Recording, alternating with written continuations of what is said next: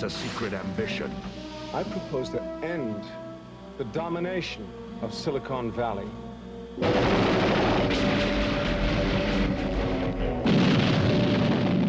Project Main Strike. A secret plan. For which each of you will pay me $100 million.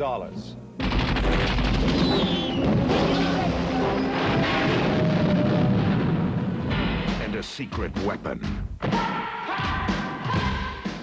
We're not sure about her. Name's Mayday. Someone will take care of you. Oh, you'll see to that personally, will you? There's only one man who can stop them.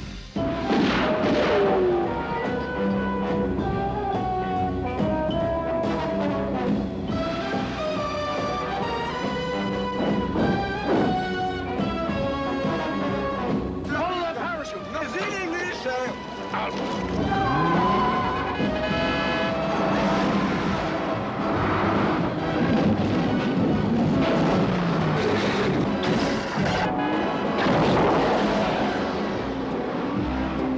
The name is Bond, James Bond. And I'm Dick Tracy, and you're still under arrest. In the world of high adventure, the highest number is still 007.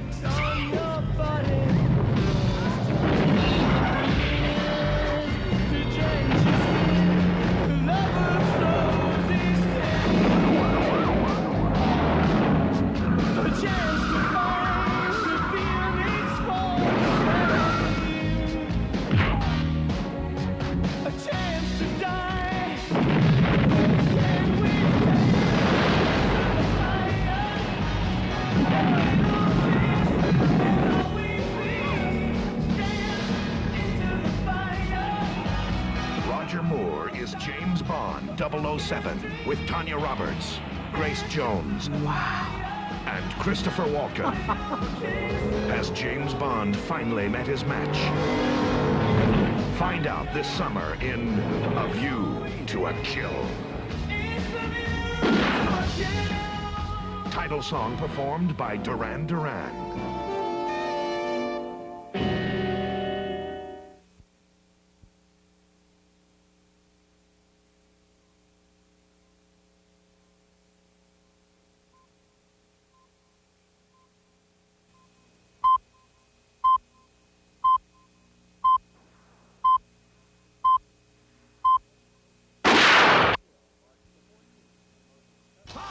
A View to a Kill marks the 14th in the most successful motion picture series of all time, featuring Ian Fleming's secret agent 007, James Bond.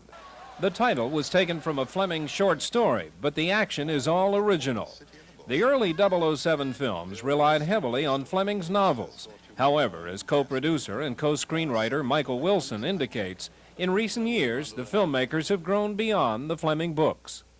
We do keep to the character and to the sort of spirit, but from the time we made Spy Love Me have not utilized the material, the Fleming material, to a large extent in the novels.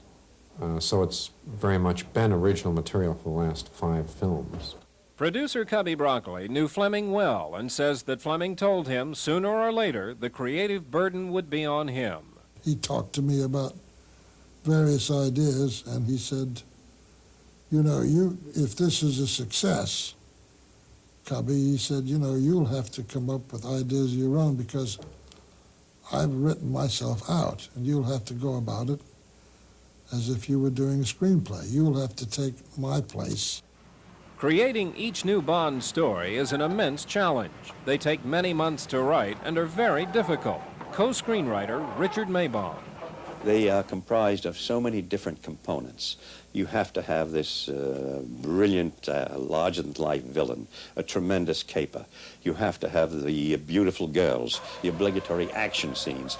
There are so many things, the humor that's in them. You have to have so many disparate elements that all has to be worked together into a satisfying whole. With 1983's Octopussy the most successful Bond film ever, it's quite obvious that the filmmakers are doing quite well by Ian Fleming, which is why 007 will keep coming back. It seems to work. I mean, it's been going on now for 24 years. maybe we're doing something right.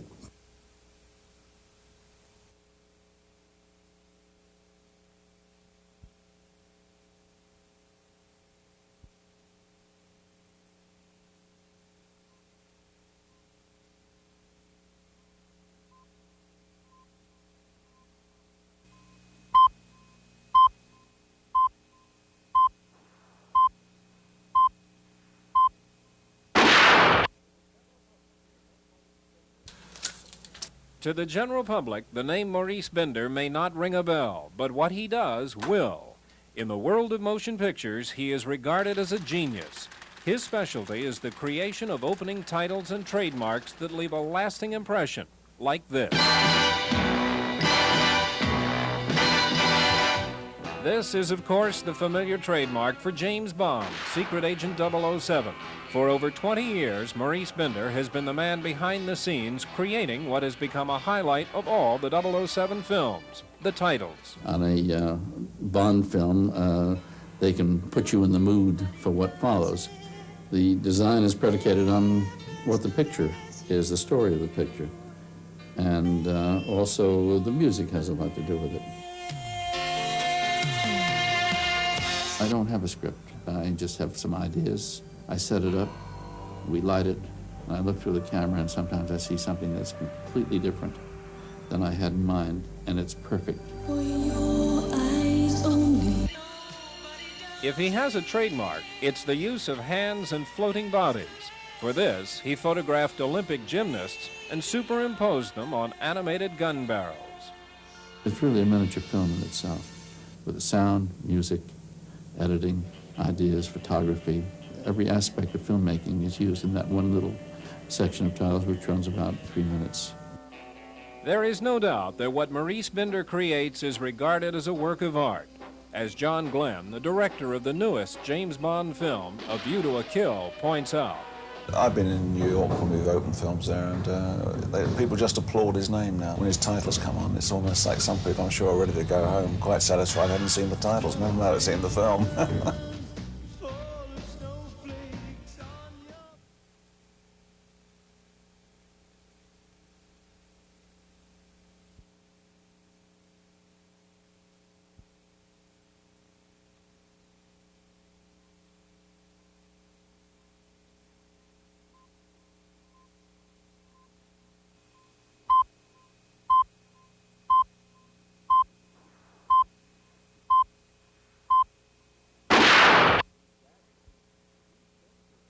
Little spirited. He's dashing. He's dangerous. He can be devastating and deadly.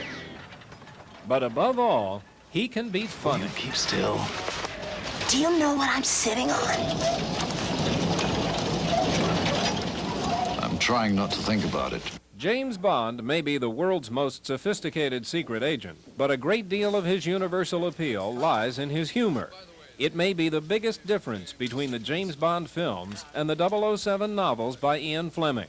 One of his screenwriters is Richard Maybaum. It seemed to us that that was the one factor that was lacking. And so that at every chance that we got, we would leaven the whole proceeding with a wisecrack. Afraid I wasn't much help. Don't worry, it's all wrapped up. I call that sending up the balloon. That is, he's doing all these impossible things that no single human could do, but he somehow makes it all real when it's over by throwing away a line, which makes the audience laugh. And then they forgive you for the amazing stuff that he's been doing. I will sometimes ad-lib or sometimes say, you know, what shall we say here? And we come up with 4 or 5 different lines. We do it different ways. And then try it out in the cutting room, see what works. Welcome, sir. I'm Jenny Flex. Of course you are. It's not like the theater if you're doing a comedy. You have time out of town to time the laughs. We don't have time in films to do, or in Bonds to do. So it has to be ultimately the director, in this case John Glenn's, final choice. I think your asides have to be done in such a way that they have an impact. And if you have too many of anything, it loses its strength. So I think what I've tried to do is to, in fact, only use the best asides. There's never a cab when you want one.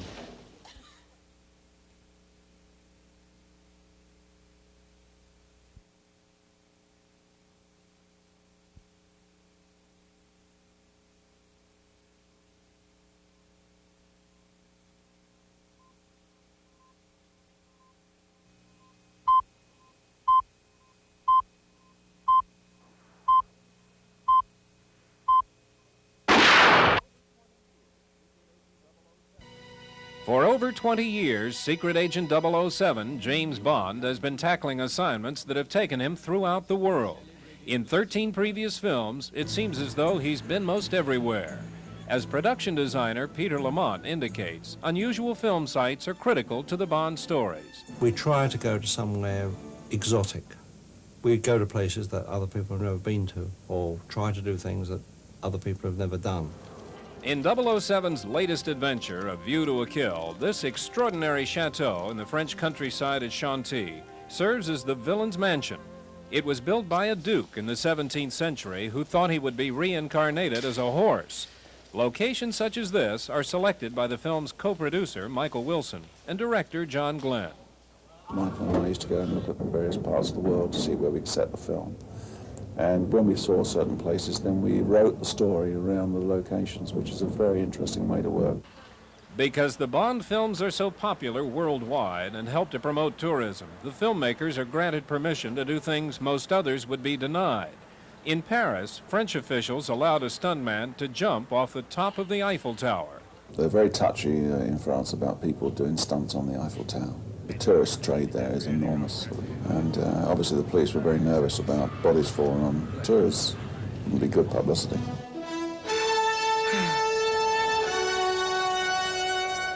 And in San Francisco, the Bond Special Effects Unit was allowed to create the effect of a roaring fire atop City Hall.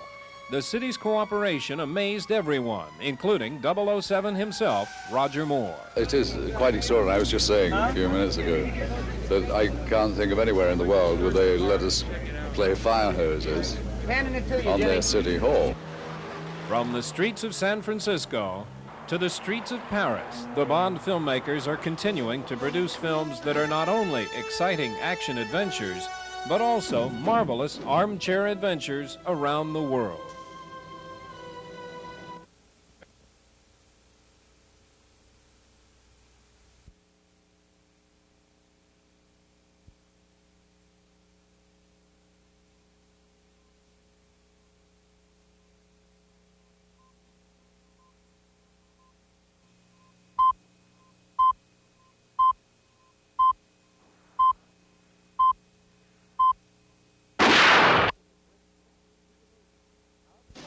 It's one of the great mysteries of the movies.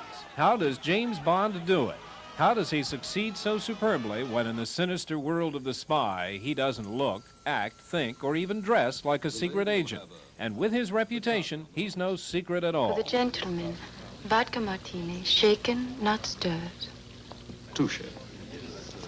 Commander James Bond, recruited to the British Secret Service from the Royal Navy.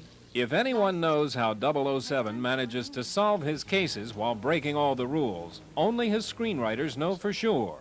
Richard Maybaum has worked on 11 of his 14 adventures, including the latest, A View to a Kill. We know that there's no secret agent like James Bond.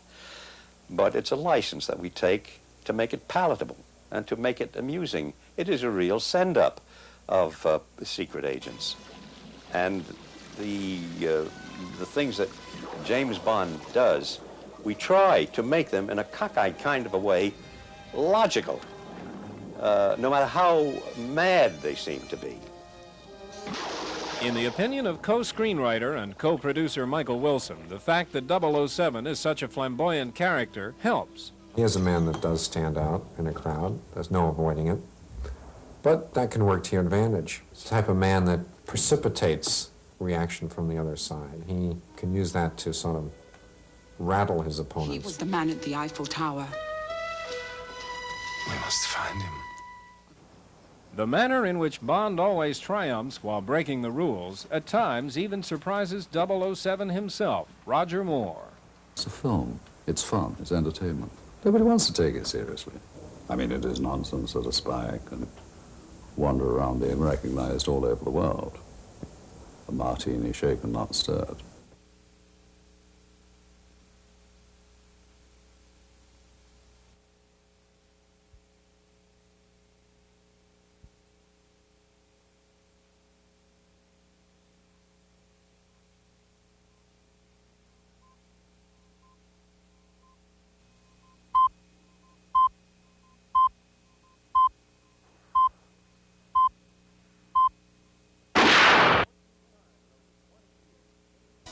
For the 14th time in over 20 years, James Bond is back. Join us as we go on location throughout the world, behind the scenes on the making of A View to a Kill.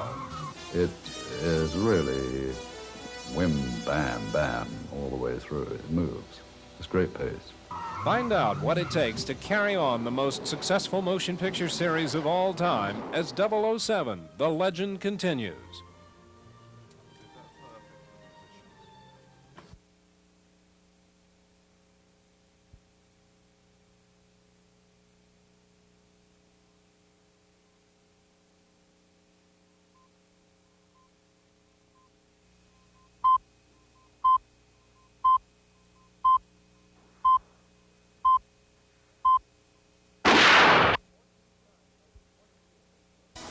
For the 14th time in over 20 years, James Bond is back. Join us as we go on location throughout the world, behind the scenes on the making of A View to a Kill.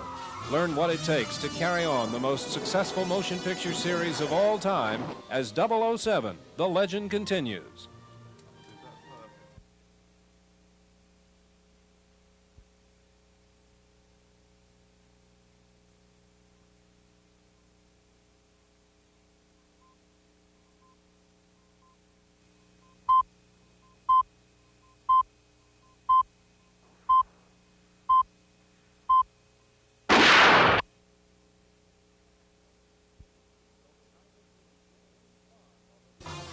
Go behind the scenes with James Bond on the making of A View to a Kill as 007, The Legend continues.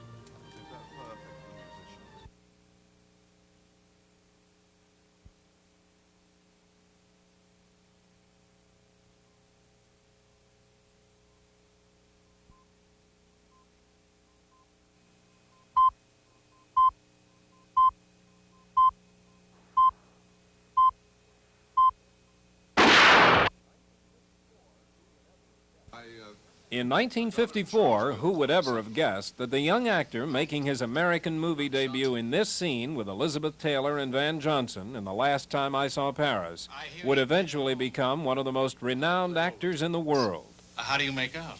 Brilliantly. Until the second round, then invariably some young Australian or American schoolboy. From the little-known role of Paul, he would become known by another name, thanks to a popular and long-running TV series seen the world over. After all these years, I've caught you in the act. The famous Simon Templar.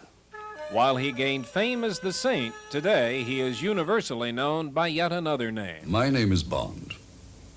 James Bond. He is, of course, Roger Moore, who this year is making his 7th appearance as Ian Fleming's famed secret agent 007 in A View to a Kill. While he has played many roles in his career, Bond is his favorite. If you're going to make action-adventure films, then what better than to be in the best of them all, which is Bond. You know, if you're going to be leading man in something, then be in something where they spend a lot of money and take a lot of time and care. Having played 007 for 12 years, Roger has become a firm favorite of millions in the role and has mastered the part. If you look at a script, I have very little to say, which is why I elongate. My name is Bond. I mean, it's written, my name is James Bond, so I say, my name is Bond, James Bond. You can call me James. Or Jim, if you like. I mean, I just pad and pad. If there is a secret to Roger Moore's success as James Bond, it is his unique sense of humor, his naturalness before the camera, and his suave manner, no matter what may be going on around him. There's never a cab when you want one. The minute the acting shows, you should get out of it. It's got to be relaxed. It's got to be real. You can get away with it as a villain. You can act, but heroes can't. They've got to be flip, charming, and look as though they don't give a damn. You know, when I'm a seething mass of nerves underneath. Don't go away.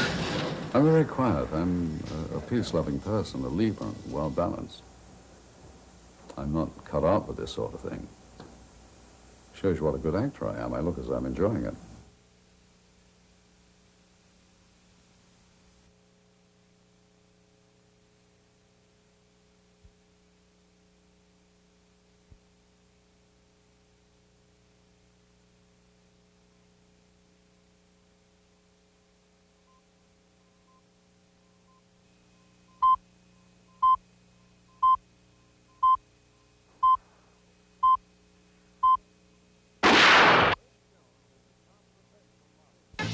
Grace Jones is a top professional model who has become an international musical sensation, first with disco theater, then as a new wave recording artist and star of this long-running one-man stage show in London. Now, she is conquering yet another field as an actress, co-starring as a deadly villain's accomplice in the new James Bond film, A View to a Kill. As a longtime fan of Agent 007, she finds this a fantasy come true. It's more of a dream. I am completely not the person I'm playing. I mean, I'm a villain sometimes, but on a much, much smaller scale. Playing it at this scale it's a lot of fun. Known for her visually exotic style, she created the look of her character Mayday herself.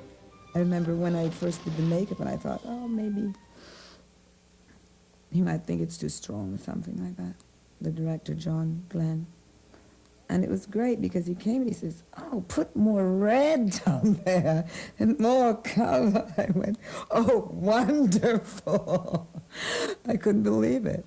Grace plays one of the most extraordinary and physical of the Bond adversaries. Despite her remarkable conditioning, she wasn't always fearless in the role of Mayday. I did a scene with Tanya Roberts where she's escaping and I grab onto her and I'm not letting go ever. You know, either she falls or she comes out of her clothes. So she comes out of her clothes. And I'm still holding on. But she was kicking and there was a very, very high precipice behind me. I mean, if I fell, that's it. I would die. And I had to hold onto her leg while she was kicking. And believe me, she was kicking like a thoroughbred. And that was very frightening. It's the only part where I scream in the movie. I actually scream. I actually got scared. While A View to a Kill is just her second movie role, Grace Jones impressed everyone with her abilities, especially director John Glenn. Grace has that quality which you can't suppress. You know, your eye just goes to her. She's amazing. She's so alive. And what's interesting, and I think a lot of actors could learn by it, is that she listens to what everyone says. So she's alive, you know, she's not thinking, what do I look like? Shouldn't I be here, or shouldn't I be there, or am I doing this? She's thinking of other people. She's listening to what they're saying, and that interest shows on the screen. It's amazing. She's amazing.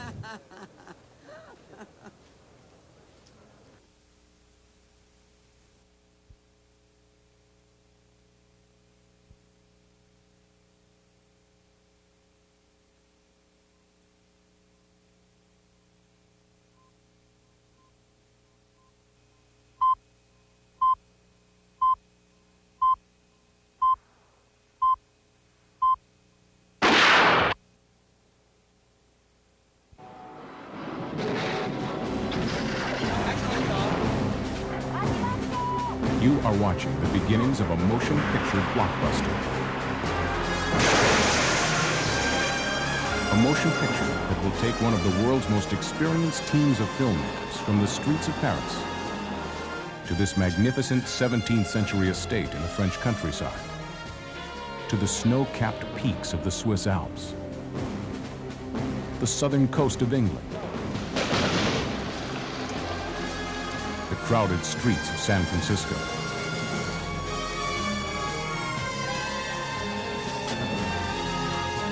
and the world's largest soundstage at Pinewood Studios near London. home of the one man in the movies who needs no introduction anywhere. My name is Bond. James Bond. And now, for the 14th time in over 20 years, he's coming back in the most successful motion picture series of all time as Ian Fleming's secret agent 007 in A View to a Kill. Presented by producer Cubby Broccoli, the man who started it all with Dr. No. A View to a Kill stars Roger Moore as the legendary Secret Service agent with a license to kill. It marks the 7th time that Mr. Moore has played Mr. Bond. And as you know, 7 is a lucky number. He thinks this Bond has it all. It is really whim, bam, bam, all the way through. It moves. It's great pace. To say that James Bond is back, bigger and better than ever, is no small statement, and no small task for the filmmakers, as they have made Bond a movie-going tradition. Co-producer Michael Wilson. I like to think of us as like a member of the House of Representatives in the United States government. Every 2 years they come up for re-election. So every 2 years we come out with a picture, and people go to the box office and they vote, and either we're voted back in or not. 007 has continually been voted back, and each time the filmmakers face the challenge of surpassing what they have done before. A View to a Kill is the most visually spectacular and physically demanding of them all. As director John Glenn admits, each new Bond gets harder. I think the reason they get harder is not necessarily because your standards change. I mean, you tend to try and improve all the time and not repeat yourself. Therefore, you've used up all the obvious things. You've used up your own sort of supply of imagination. You have to really scour your brain to try and think of things to do which haven't been done. A View to a Kill has some of the most extraordinary settings ever featured in a Bond film, such as this majestic French chateau at Chantilly. Locations are carefully selected by John Glenn and Michael Wilson. Michael and I used to go and look at various parts of the world to see where we could set the film. And when we saw certain places, then we wrote the story around the locations, which is a very interesting way to work. As Bond, Roger Moore's world is populated with breathtakingly beautiful women. The leading lady in A View to a Kill is actress Tanya Roberts, once a star of TV's Charlie's Angels. While Bond always gets the girls, Roger does not always get the most lines. If you look at the script, I have very little to say, which is why I elongate. My name is Bond. I mean, it's written, my name is James Bond, so I say, my name is Bond, James Bond. You can call me James. Or Jim, if you like. I mean, I just pad and pad. Making each new 007 adventure bigger and more exciting takes a great deal of time and imagination. As co-screenwriter Richard Maybaum, who has written 11 of the Bond films, points out, the creative task begins with the villain and his caper. Once you find what his caper is, what the villain is trying to accomplish, you then are led unerringly to who the villain is and what he is, and you can characterize him. And incidentally, I think that the caper, the villain's caper, in A View to the Kill is one of the best we've had, one of the most unexpected, and one of the most exciting. The villain in A View to a Kill lives here at the Chateau and is played by the Academy Award-winning actor Christopher Walken. As the mysterious Max Zorin, he is perhaps the most cunning and villainous Bond adversary ever. His deadly accomplice, Mayday, is played by singer-actress Grace Jones, renowned for her visually exotic style. I remember when I first did the makeup and I thought, oh, maybe he might think it's too strong or something like that, the director, John Glenn. And it was great because he came and he says, oh, put more red down there and more color. I went, oh, wonderful. I couldn't believe it. And playing one of the best roles, I think, ever. The caper in A View to a Kill involves a takeover of the world's production of computer microchips. To film it has taken the Bond team to widely separated parts of the world and continues the 007 tradition of spectacular special effects and stunts, some almost impossible to achieve. Producer Cubby Broccoli. The challenge is really to put on the screen what is written. I mean, in this case here, in order to escape, the heavy has to jump off the top of the Eiffel Tower. Well, that's not a big trick. We can do that all right. The question is to get the permission to do it.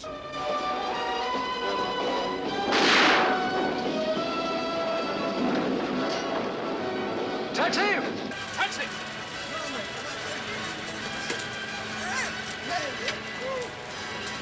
Let go! Let go!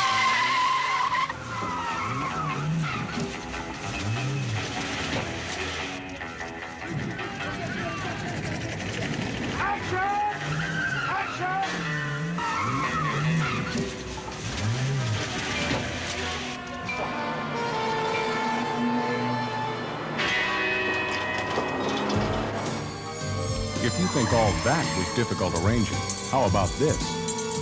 The burning of San Francisco's City Hall.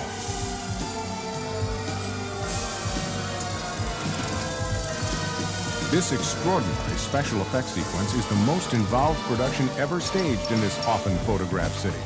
A massive 250-member film crew was utilized, in addition to a large contingent of city firemen, extras, and onlookers.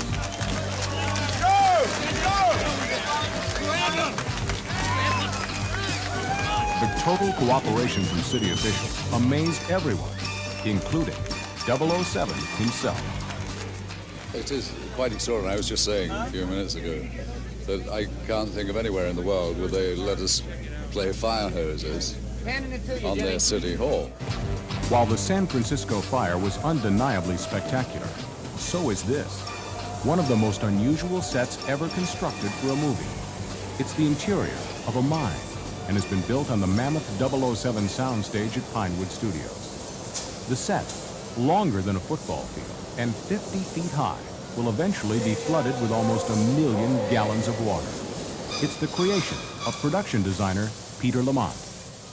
It's mostly built of plaster. All the rocks are plaster. The trestles are all real wood.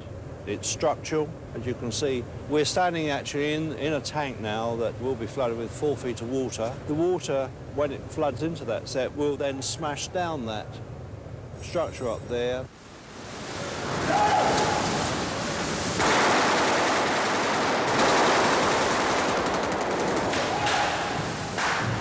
Some come from the back and maybe some fall across. Massive scenes such as this are carefully planned with stunt coordinator Martin Grace. That was a very big operation, actually. We had 12 stuntmen come in to do this piece today. We had 2 stuntmen right in the area where the water is coming. And one actually got lifted right off his feet, got carried right onto the roof. And the other guy got caught in midair.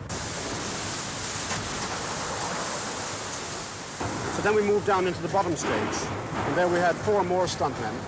And they had a massive wall of water which tossed them and threw them right out into the lower area. And the whole operation was done in one shot, which is really a masterpiece. If there is a secret to the amazing success of James Bond, it's the dedication of his filmmaking creators to make certain that each new adventure meets the challenge of being bigger, better, and more spectacular than ever. In that way, James Bond will be back. It seems to work. I mean, it's been going on now for 24 years. Maybe we're doing something right.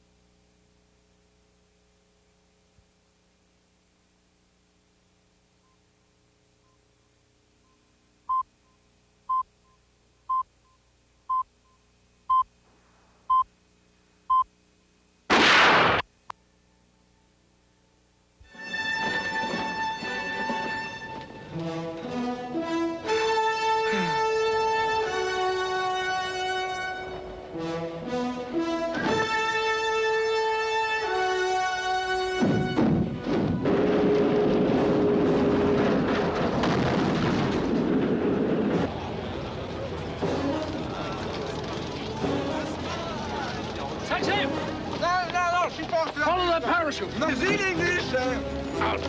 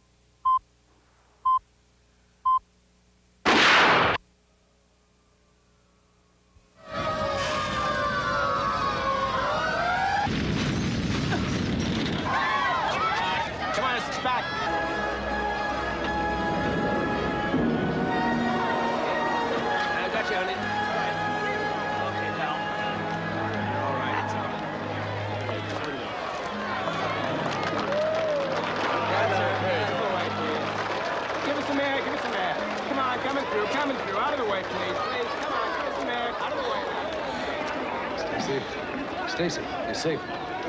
Let me through. Let me through. God damn it. Hey, buddy, I want to talk to you. Captain, if you can get through to Howe's office, you'll find him dead. Yeah, we found him, and we found this gun. This yours? Yes, thanks.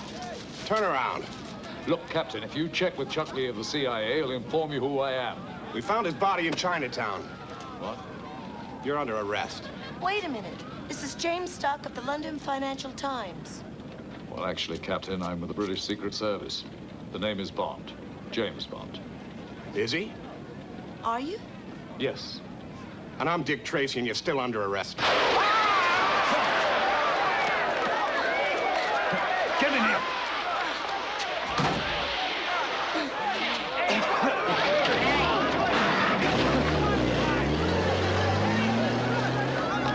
Hey, where's that guy going? That ladder's unlocked.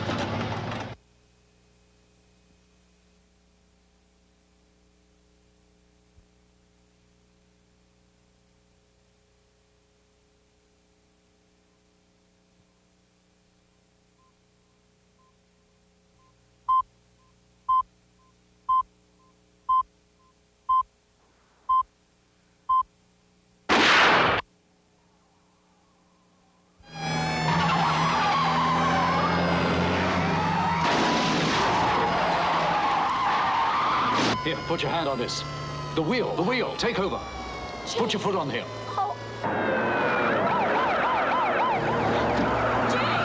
Where are you going?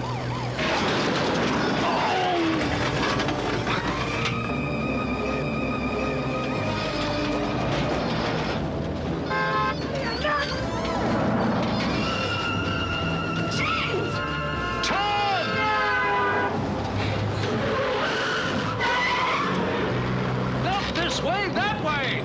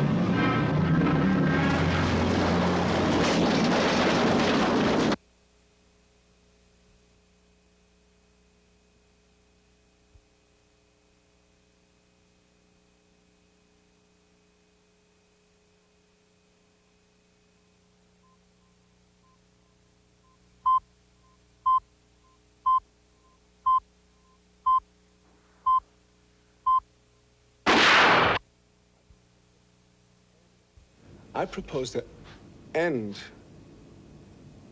the domination of Silicon Valley.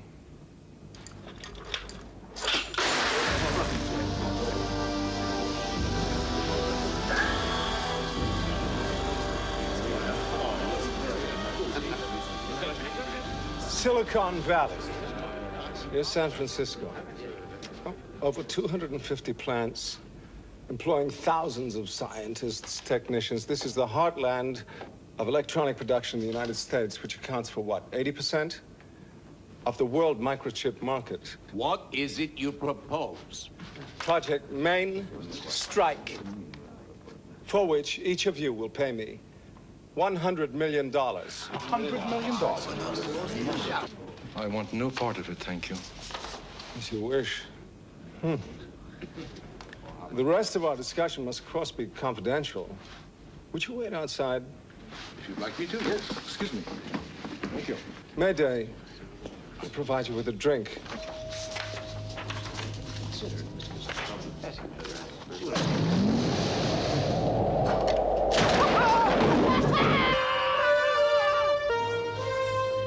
So, does anybody else want to drop out?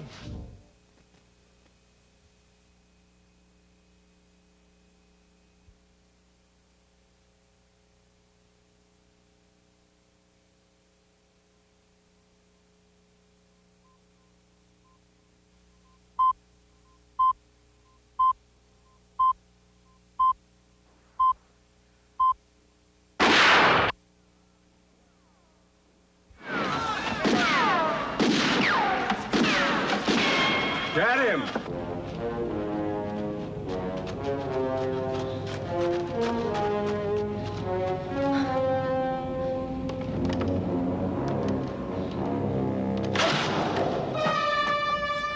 Come on.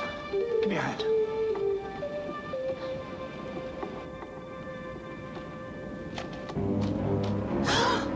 Hurry!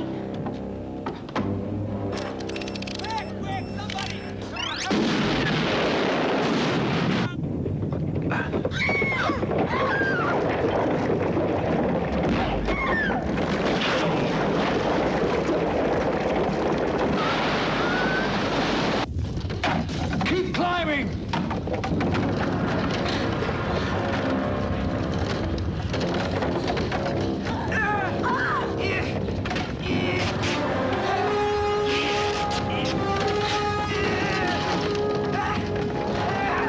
Keep going!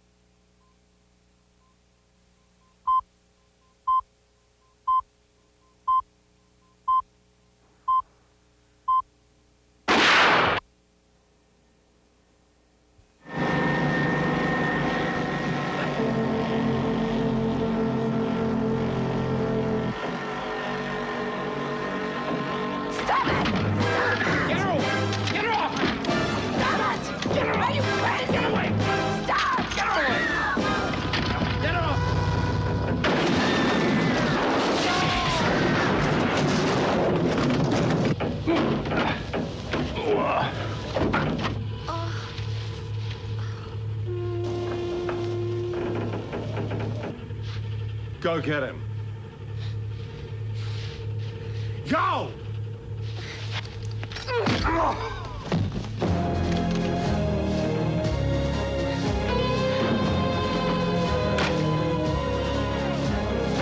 Stacy, jump!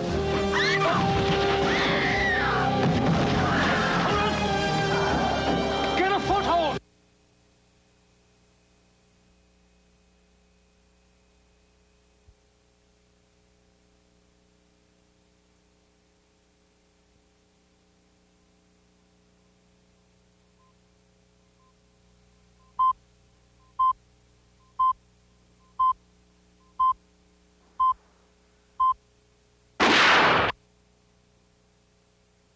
What do you think makes these films so appealing to for the audiences all over the world? Well, I think nothing to do with me. It's the fact that the first one was a success and they then made another one and the audience grew. And because they knew they weren't going to get cheated, Cubby spends the money up on the screen, shows it all, and they are spectacular. For audiences that seek escapist entertainment, Bond is the ideal.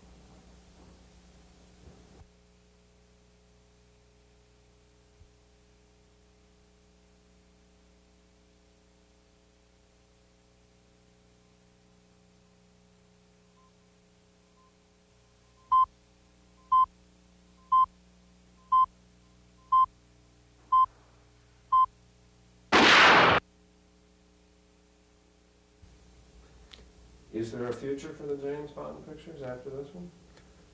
Well, you know, after 14, what can you say? When does it end? I like to think of us as like a member of the House of Representatives in the United States government. Every 2 years they come up for re-election. So every 2 years we come out with a picture, and people go to the box office and they vote, and either we're voted back in or not.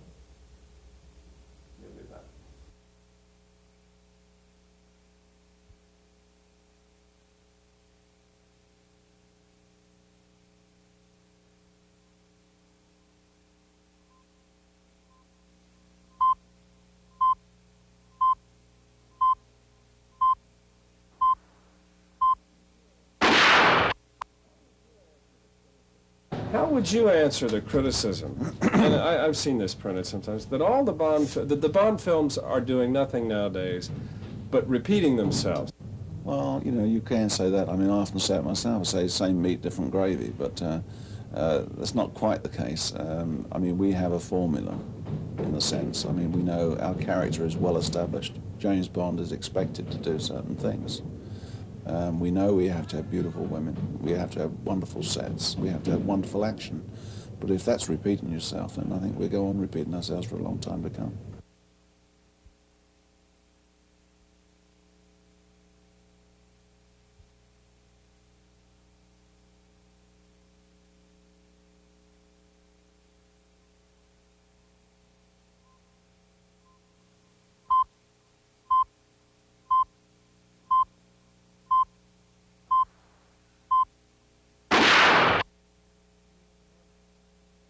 We have an audience out there asking us, begging us, telling us, make another Bond picture. Some of the other very excellent producers don't have that advantage. I think we have an advantage because they're out there waiting for the next Bond. When is it coming out? When do you open? Where will it be first seen? This goes on all the time. Goes on right now, even up to yesterday. I get calls and letters here. When can we see the next Bond? That's a big advantage. So we gear ourselves to doing, you know, the plot, the story, changing it, hoping that we have a new idea, some current idea that comes up in the press that we throw into our mill with whatever we have in mind of doing. And it seems to work. I mean, it's been going on now for 24 years. Maybe we're doing something right.